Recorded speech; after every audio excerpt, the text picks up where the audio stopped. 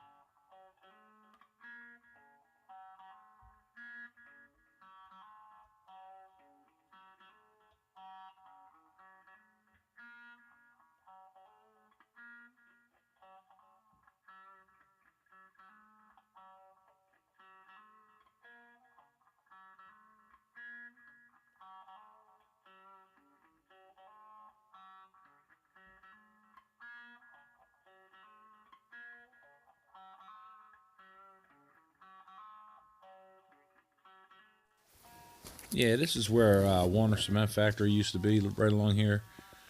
There's a lot of sand and gravel and stuff like that down here on the bottom.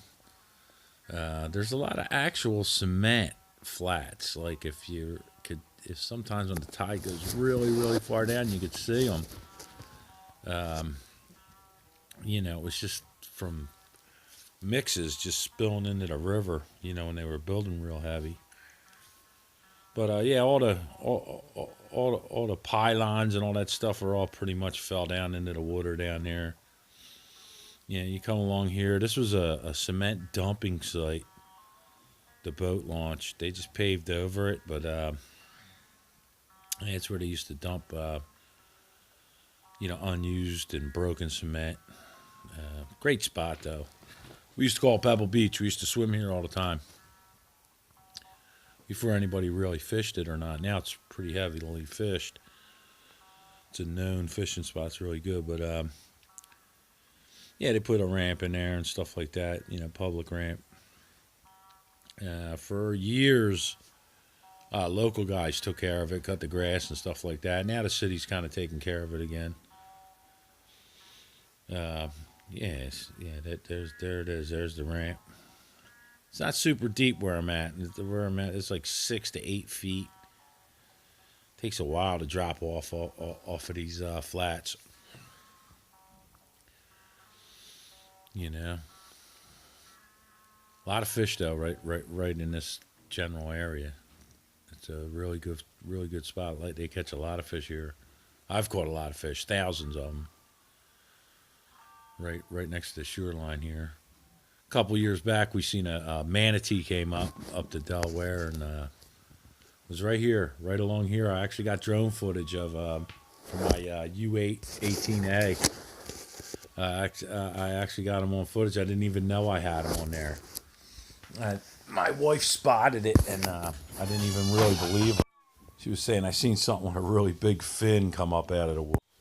Yeah, I just kept saying, yeah, big fish or whatever, and just wrote it off. And then I popped this SD card out of the quadcopter and put it in my phone, and I was like, what the hell was that? It's just thing was huge. I mean, it looked like it was close to 20 feet long out there, and when she said it was huge, I kept naming different types of fish. She's like, "No, I mean this thing was huge. I'm talking a fin." I'm like, yeah, okay. And then it was on the news that we had a manatee up here. Not too long ago, we had a whale and stuff. Yeah, there's like right about where I'm at. There's a weed line. I don't know if it's it starts to die off as when the temperature changes, but I think the water's still relatively warm. I'm just catching it on a weird angle. This is really clear water. Sometimes I catch it wrong, but I'm not really seeing the weed line, so we'll see. I fly down here a lot. It's been really windy. We've had shear winds. It seems like every night at about around midnight or 1 o'clock, shear winds seem to be keep cutting through this area in the same spot. It's really strange.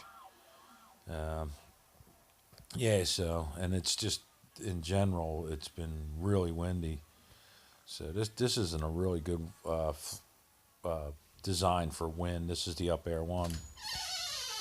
Up Air One's really known for control distance. It's got you can fly it extremely far, further than you could you could ever really even want to. It's a squirrely type of design. I wouldn't fly it really too far, but it can get out there, and I've had it out there. I've had it out there where I thought it was never going to come back. It wasn't really reading the telemetry right, stuff like that. But anyhow, there it is, man. There's the shadow of it. Up Air One, hard to land too. It's not a begin. This is not a beginner squad, by no means. This is like more for an RC pilot, and they got the 4K version, and I think it's a little different now. But this is the 1080p version, and it's version 2 of the board of the Up Air One. So anyhow, guys, there's Yoke, there's Mary, and God bless.